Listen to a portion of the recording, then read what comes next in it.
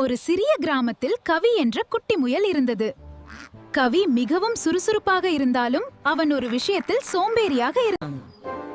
கவி, நீ தினமும் விளையாடுறே. கொஞ்சம் படிச்சா நல்லா இருக்கும் இல்லையா? சரி ராம், படிப்பு எல்லாம் பிறகு பார்க்கலாம். இப்போ விளையாடணும். ஒரு நாள் காட்டில் பெரிய போட்டி அறிவிக்கப்பட்டதுன்னா அறிவு போட்டி.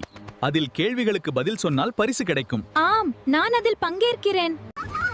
தினம் படித்து தயார். போட்டி நாள் வந்தது. மரங்கள் நமக்கு என்ன கொடுக்கின்றன? ஆக்சிஜன். மிகச் சரியான பதில். தெரியவில்லை. கவி அமைதியாக இருந்தான். அவனுக்கு தெரியவில்லை. இறுதியில் ராம் போட்டியில் வெற்றி பெற்றான். அவனுக்கு ஒரு அழகான புத்தகம் பரிசாக கிடைத்தது. நானும் படிச்சிருந்தா நல்லா இருந்திருக்கும். நீ வருந்த வேண்டியதில்ல. இனிமேல் படிக்க ஆரம்பிப்போம்.